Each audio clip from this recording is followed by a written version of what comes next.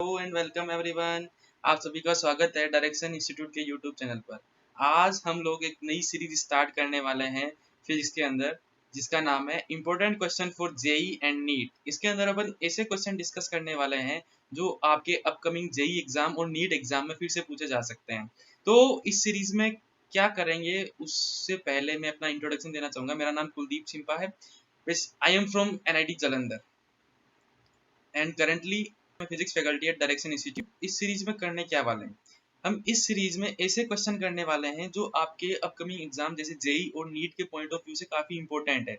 हम ऐसे क्वेश्चन करेंगे, क्वेश्चन के साथ साथ उसके अंदर जो कॉन्सेप्ट यूज हो रहा है उस कॉन्सेप्ट को भी सीखेंगे और उसी कॉन्सेप्ट पे बेस और मॉडिफाइड एग्जाम्पल, जिनको ऐसे इस तरीके के एग्जाम्पल जो हम डिस्कस करने वाले हैं उनको और कैसे मॉडिफाई करके पूछा जा सकता है, उन सभी चीजों को देखने वाले हैं। ठीक है। Before starting I would like to introduce direction team. So they all are your JEE guru at direction institute. Ramesh sir आपको केमिस्ट्री पढ़ाएंगे, अमन सर आपको मैथ्स पढ़ाएंगे और आपको फिजिक्स पढ़ाऊंगा। वीडियो को स्टार्ट करते हैं, देखते हैं पहला क्वेश्चन। पहला क्वेश्चन आपके सामने, क्वेश्चन को पढ़िए क्या बोल रहा है क्वेश्चन। क्वेश्चन पढ़ने के लिए आपके पास 30 सेकंड का टाइम है। कम टाइम है रे, कम से कम 30 साल का तो टाइम दे रही है। नहीं नहीं, 30 साल नहीं मिलेंगे, 30 सेकंड नहीं मिलेंगे। पढ़िए फटाफट।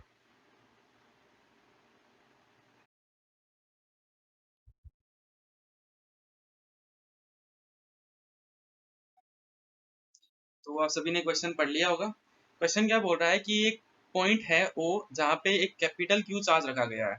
ठीक है। फिर आपको एक इमेजिनरी स्फीयर मानना है जिसकी कोई भी रेडियस हो सकती है, और उसके बाद आपको तीन सरफेस दी गई है। तीन सरफेस दी गई है A1, तो जो आपकी तीनों जो सरफेस है A1, A2 एंड A3, तीनों की तीनों इस पर्टिकुलर पॉइंट ओ पे कितना सॉलिड एंगल बनाती है? तीनों की तीनों जो है वो पाई सॉलिड एंगल बनाती है। तीनों की तीनों पाई सॉलिड एंगल बनाती है। यहाँ पे एक टर्म यूज हुई है सॉलिड एंगल।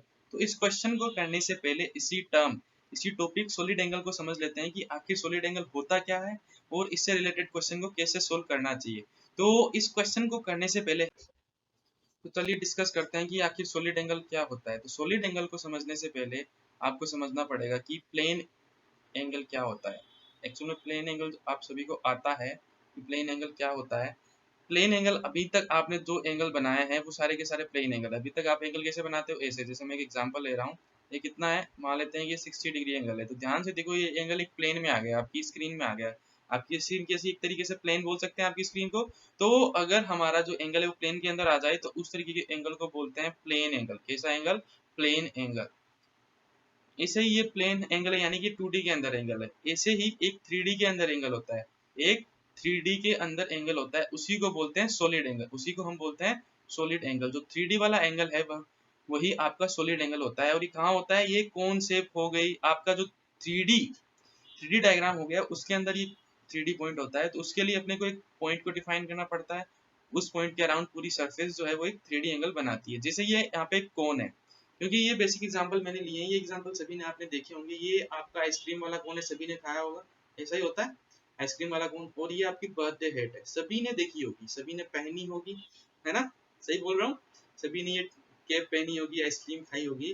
तो कभी आपने सोचा है कि ये जो आइसक्रीम का जो ये एरिया है ऊपर वाला, या इसका जो ये नीचे से एरिया है हेड का, बर्थडे हेड का जो खुला हुआ है, ये एरिया एक इस पर्टिकुलर पॉइंट पे जहाँ पे ये हेड है वो एंड हो रही है, जहाँ पे ये हैंड का एंड पॉइंट है, वहां पे ये क्या बना रही है? एंड पॉइंट पे, एंड पॉइंट पे एक 3D में एंगल बना रही है। एक पॉइंट पे एक 3D में एंगल बना रही है, उसी एंगल को बोलते हैं हम सॉलिड एंगल। उसी एंगल को हम बोलते हैं सॉलिड एंगल। उसी एंगल को बोलते हैं सॉलिड एंगल। तो सॉलिड एंगल की यूनिट क्या होती है? जैसे हमारा जो प्लेन एंगल होता है उसकी यूनिट होती है रेडियन, उसकी यूनिट होती है रेडियन। तो सॉलिड एंगल होता है उसकी आपकी यूनिट होती है स्टेरेडियन। ठीक है।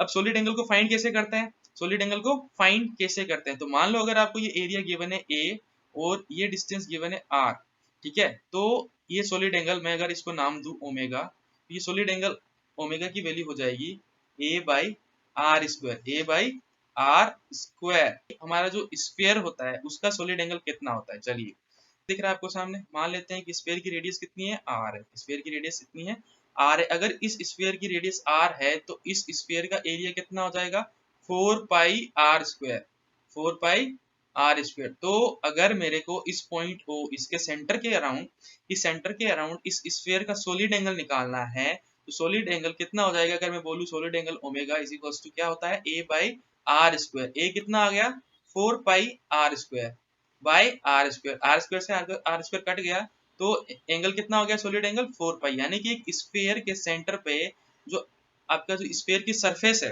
जो आपकी स्फीयर की सरफेस है, वो 4 पाई सॉलिड एंगल बनाती है, 3D के अंदर 4 पाई एंगल बनाती है। ठीक है, जस्ट अपना जो 2D के अंदर पूरा सर्कल का एंगल होता है ना 2 पाई, उसका जस्ट डबल, उसका जस्ट डबल। लेकिन ध्यान रखना ये जो एंगल होता है वो 3D के अंदर होता है, 3D एंगल है, 3D एंगल है। चलिए ये हो गया सॉलिड एंगल का कॉन्सेप्ट। अब वापिस उस क्वेश्चन पे चलते हैं, देखते हैं क्वेश्चन क्या बोल रहा था। अब उस क्वेश्चन को सोल्व करते हैं ध्यान से। क्वेश्चन हमारा क्या बोल रहा था कि ये तीनों सरफेस थी हमारी, A1 A2 और A3, तीनों की तीनों क्या बना रही थी, सेम सॉलिड एंगल बना रही थी। और उस सॉलिड एंगल की वैल्यू अपने को गिवन थी कितनी, पाई। उस सॉलिड एंगल की वैल्यू अपने को गिवन, तो पूछ रखा था कि इनके थ्रू पास होने वाला फ्लक्स कितना होगा। तो देखते हैं फ्लक्स कितना होगा। तो ऑब्वियस सी बात है कि अगर पूरा जो स्फीयर है, मान लो ये आर रेडियस का स्फीयर है, ये अगर आर डिस्टेंस पे, तो आर रेडियस का एक स्फीयर हो गया। अगर इस आर रेडियस के स्फीयर में से यहाँ पे इसके सेंटर पे क्यू चार्ज रखा हुआ है, तो इस पूरे स्फीयर में से पास होने वाला फ्लक्स कितना होगा। अब बड़ी आसानी से बता सकते हैं, क्यों, क्योंकि गॉस सर ने एक फॉर्मूला बता रखा है, किसी भी क्लोज सरफेस के अंदर अगर कोई चार्ज पड़ा है क्यू, किसी भी क्लोज सरफेस के अंदर कोई चार्ज पड़ा है Q, तो उस सरफेस से निकलने वाले फ्लक्स की वैल्यू जो होगी वो होगी Q by epsilon not, Q by epsilon not. तो इस पूरे स्मॉल r रेडियस के स्फीयर से कितना फ्लक्स निकल जाएगा, कितना फ्लक्स निकल जाएगा, Q ओवर एप्सिलॉन नॉट। ठीक है, तो ये जो फ्लक्स है वो पूरे स्फीयर से निकल रहा है, यानी कि पूरे स्फीयर, यानी कि पूरे के पूरे 4 पाई 3D एंगल, यानी कि पूरे के पूरे 4 पाई सॉलिड एंगल से निकल रहा है, 4 पाई सॉलिड एंगल से निकल रहा है। अपने को निकालना है पाई सॉलिड एंगल से कितना फ्लक्स निकलेगा। तो पाई सॉलिड एंगल से निकलने वाला फ्लक्स कितना हो जाएगा, 5/4, 5/4। 5 कितना देगा, Q ओवर एप्सिलॉन नॉट, तो 5 डेज पाई सॉलिड एंगल से निकलने वाला फ्लक्स हमारे पास आ गया Q by 4 pi epsilon naught. Okay, तो अब ऑप्शन चेक करते हैं कौन सा ऑप्शन सही है कौन सा ऑप्शन गलत है। मल्टीपल करेक्ट क्वेश्चन है तो एक एक ऑप्शन चेक करना पड़ेगा अपने को। तो ये जो फ्लक्स है तो तीनों एरिया में से पास हो रहा है, तीनों एरिया में से पास होने वाला फ्लक्स सेम ही होगा, क्यों, क्योंकि इनका सॉलिड एंगल सेम है। अब ऑप्शन को पढ़ते हैं, ध्यान से देखते हैं कौन कौन से ऑप्शन सही है। ध्यान से देखिए, पहला ऑप्शन अपने को बोल रहा है कि flux passing through A1, flux passing through A1 is Q over 4 epsilon naught. बिल्कुल सही बात है, यही है हमारा, तो option 1 is correct. Second option क्या बोल रहा है, the flux passing through A2 is given by Q by 9 epsilon naught. ये गलत है, क्योंकि A2 से भी इतना ही फ्लक्स पास हो रहा है, Q by 4 pi epsilon naught. तीसरा ऑप्शन अपने को बोल रहा है कि the flux passing through A2, the flux passing through A2 within area equals to A1 is given by Q over 16 epsilon naught. ये ऑप्शन थोड़ा घुमा दिया, उन्होंने कहा कि A2 से फ्लक्स पास होने वाला, लेकिन कहां तक, सिर्फ A1 एरिया तक। तो सबसे पहले अपने को इन एरिया में रिलेशन निकालना पड़ेगा, इन एरिया में रिलेशन निकालना पड़ेगा। जो ये रिलेशन है मैं बड़ी आसानी से निकाल सकता हूँ। सॉलिड एंगल क्या होता है, एरिया बाई आर स्क्वायर। तो A1 के लिए क्या हो जाएगा, solid angle A by R का स्क्वायर। इसी तरह A2 के लिए क्या हो जाएगा, A2 बाई 2R का स्क्वायर, यानी कि 4R स्क्वायर। देखो यहाँ से क्या आया, यहाँ से अपने को पता लगा कि जो हमारा A1 है वो A2 बाई 4 है, A1 जो है वो A2 बाई 4 है। जो A2 है वो 4 टाइम है A1 का, A2 जो है वो 4 टाइम है A1 का। तो जो A2 है उसमें से फ्लक्स नहीं निकालना।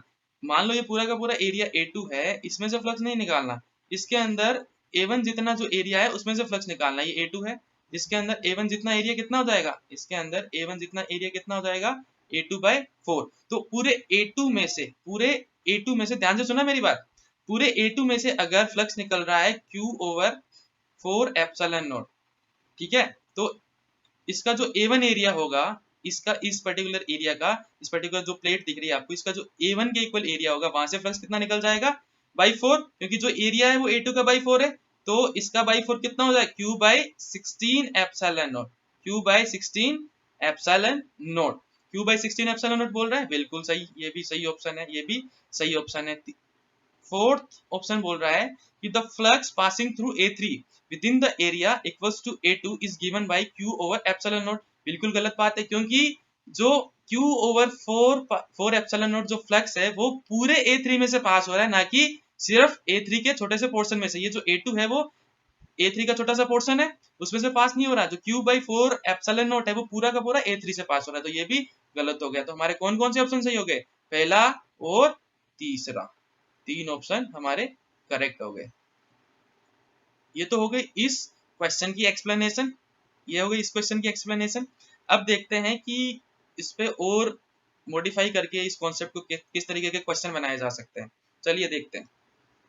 आई होप ये क्वेश्चन आपको समझ में आया होगा। अगर आपको कोई भी डाउट है तो आप कमेंट बॉक्स में पूछ सकते हैं। डिस्कस करते हैं modified version of question. Modified version of question, तो यहाँ पे आपको क्या दे रखा है? वही सरफेस दे रखी है, वही A1 वाली सरफेस मान लो, चाहे माननी चाहो। तो ये कौन सी सरफेस हो गई? वही A1 वाली सरफेस। तो इस क्वेश्चन में गिवन है कि जो ये प्लेन है, जो ये प्लेन है, प्लेन की सरफेस से, जो ये प्लेन है, प्लेन की सरफेस से इसके सेंटर की डिस्टेंस आपको गिवन है 4 मीटर। और इस प्लेन से जो आपका जो स्फीयर है उसकी जो परपेंडिकुलर डिस्टेंस दे रखी है वो आपको दे रखी है 1 मीटर। वो आपको दे रखी है 1 मीटर। साथ ही साथ आपको ये बोल रखा है, साथ ही साथ आपको ये बोल रखा है, साथ ही साथ आपको ये बोल रखा है कि इस स्फीयर से 3 मीटर डिस्टेंस पे, 3 मीटर डिस्टेंस पे एक कैपिटल Q चार्ज और रखा हुआ है। यहाँ भी कैपिटल Q चार्ज रखा हुआ है। तो आपको फाइंड करना है कि इस A1 से कितना फ्लक्स निकलेगा। Flux through A1, flux through A1, ये आपको फाइंड करना है।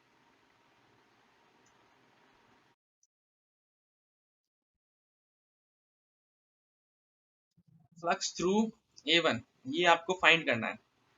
कैसे फाइंड करेंगे? ध्यान से देखिए, सोचिए थोड़ा, ध्यान से देखोगे, ध्यान से देखोगे तो आपको जो दोनों पॉइंट है, दोनों के दोनों Q पॉइंट है वो इस A1 से सेम डिस्टेंस पे है। जो दोनों के दोनों जो पॉइंट है इस A1 से सेम डिस्टेंस पे, सेम डिस्टेंस पर है कि नहीं? ध्यान से देखिए, तो ये वाला है वो भी 4 मीटर पे, ये वाला जो है वो भी इससे 4 मीटर पे है, और जो ये दूसरे वाला है वो भी इससे 4 मीटर डिस्टेंस पे है। तो अगर ये 4 मीटर डिस्टेंस पे है तो सिमेट्री की वजह से, सिमेट्री की वजह से यहाँ पे जो इस पूरी की पूरी जो प्लेट है, इस पूरी की पूरी प्लेट पे आपका जो इलेक्ट्रिक फील्ड है, इलेक्ट्रिक फील्ड जो है वो पूरी की पूरी प्लेट पे कितना हो जाएगा? 0 हो जाएगा। इलेक्ट्रिक फील्ड 0 हो जाएगा। और फ्लक्स का फॉर्मूला क्या होता है? फ्लक्स होता है